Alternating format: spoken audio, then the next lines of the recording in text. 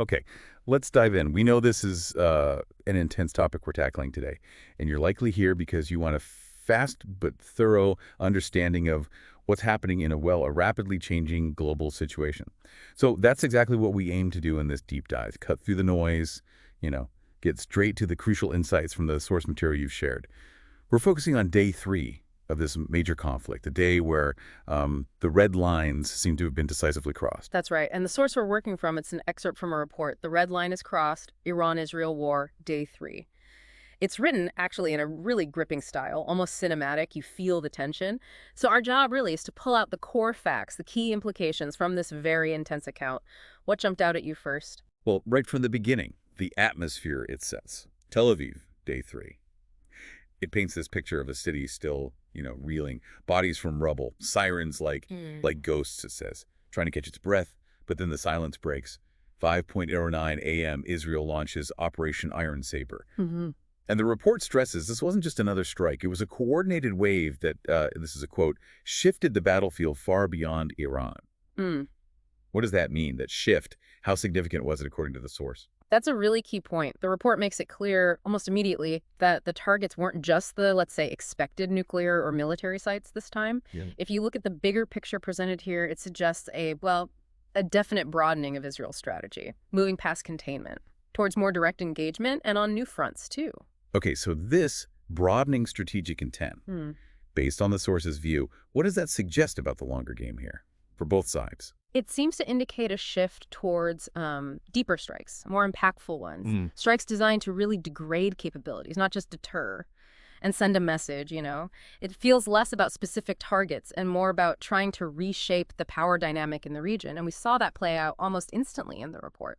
It talks about Israeli strikes on Hezbollah positions in southern Lebanon, citing intelligence about incoming threats from Iranian-backed militias, then these massive explosions in the Bekaa Valley, destroying weapons convoys apparently heading towards Israel's northern border. Wow. And just hitting those convoys, that sounds like a major escalation in itself, doesn't it? Oh, absolutely, without a doubt. But here's what's interesting. The source immediately pivots to what it calls the real escalation. Yeah. And that was a suspected Israeli cyber attack, one that reportedly took down Iran's national power grid. In several major provinces, Tehran, Mashhad, Shiraz, boom, went dark. Hospitals scrambling onto backup power. You can imagine the panic starting to spread. A cyber attack on the grid. That really is a game changer. From the report's perspective, what makes that so different? More impactful than, say, conventional strikes? Well, it's not just the immediate disruption, though that's huge. Really? It fundamentally changes the perception of vulnerability, right? It demonstrates how civilian infrastructure, the stuff of everyday life, can become a primary battlefield. It causes widespread panic, erodes trust in a way that bombs sometimes don't. It hits the fabric of society. And Iran's reaction was immediate. Their foreign minister, according to the source, accused Israel of digital terrorism. Think about being an ordinary person there, no power. Suddenly people are rushing for cash, for fuel, fearing what's next. The human impact described, even just from that cyber attack, sounds immense. Yeah, absolutely. Yeah. And Iran wasn't just responding verbally. The source says at 10:47 a.m., Iran deployed IRGC Quds Force units. Yeah. That's their elite Revolutionary Guard Corps force, right, for external ops. Exactly. The ones known for external operations, proxy coordination. They were deployed to the Iraqi-Syrian border. That's a significant ground movement. It suggests a readiness for, well, perhaps more direct involvement in new areas. And that, in turn, seemed to pull the U.S. closer. It did, quickly. The report then details attacks by Tehran-loyal militias on U.S. military convoys in eastern Syria. So suddenly, it's not just Israel and Iran. The U.S. finds itself targeted within these active conflict zones. Which raises the question of how much wider this could spread. By evening, the source says Iran activated sleeper cells across Syria, Iraq, Lebanon, and then came that specific attack, a drone strike, marked with the logo of Kataib Hezbollah, the Iraqi group. That's the one, a powerful Iraqi Shia militia very close to Tehran. And it struck the Israeli Ramat David Air Base, killed 12 personnel. 12 personnel. That's significant. It is. And here's the historical kicker the report points out. Yeah.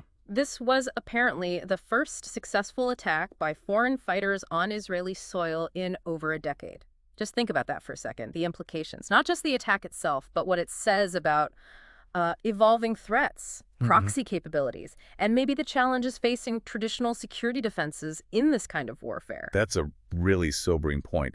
And the global shockwaves, the report details them clearly. The UN Security Council couldn't even agree on a ceasefire resolution, vetoed by the U.S. Right, showing deep divisions even at the highest international levels. And it wasn't just diplomatic fallout. NATO held emergency talks. Why? Because the cyber attacks apparently spread. They weren't just contained to Iran. European oil pipelines were hit, which points to a much wider cyber warfare element, affecting critical infrastructure thousands of miles away. And the economic impact. Stark. Immediate.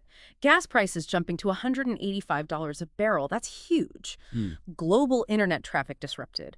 Gold prices soaring as investors ran for cover. It shows just how quickly global economic stability can be threatened by regional conflict now. Meanwhile, other countries were urging restraint. Yeah, the report mentions India, China, Germany calling for calm, but also bracing themselves for potential refugee flows, for the oil crisis deepening. The ripple effect was just undeniable. Global. Let's talk about the human cost. The report gives cumulative figures for day 3 for Israel. For Israel, the numbers cited were 96 dead. That includes soldiers and civilians, over 200 injured, and 1 base overrun, which is significant. And for Iran. Iran had 191 confirmed dead reported, over 700 injured. And the source mentions growing civil unrest alongside those casualties. Then beyond them. Lebanon and Syria saw 88 deaths reported from Israeli air raids. And tragically, the U.S. also suffered casualties in Syria, 5 confirmed dead. It's, when you read these accounts, it's easy to get lost in the strategy, the geopolitics. But these numbers, the report makes a point of listing them. They're a stark reminder, painful, the individual lives caught in all this. It really emphasizes the human cost of just this one day, day 3. So with all that laid out, what's the absolute core takeaway from the source's account of day 3? I think the core message is crystal clear. This stopped being just a localized war, if it ever truly was. Day 3 really hammered that home. The conflict broadened dramatically. It was now operating across multiple proxy fronts: Lebanon, Syria, Iraq, and crucially in cyberspace. The source uses this really chilling phrase at the end. It says the war between Iran and Israel had grown teeth, and they were now biting the entire region. That image. What does it really convey about where things stood then?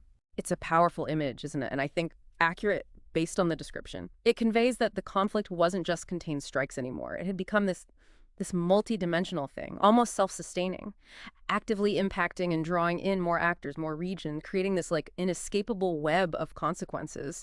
Those red lines were definitely crossed, and the repercussions were spreading far and wide. So recapping this deep dive into day 3, it really shows just how fast, how dramatically these conflicts can escalate, pulling in new players, new battlegrounds, from soldiers on the ground to attacks in cyberspace. Understanding these connections, these complex events, it's really crucial for you, for anyone trying to stay informed on global dynamics. Absolutely. And the report leaves us and you with this really provocative final thought to consider. It ends by saying day 4 might change history forever. It just makes you wonder, doesn't it? What shifts could come next? The implications feel enormous.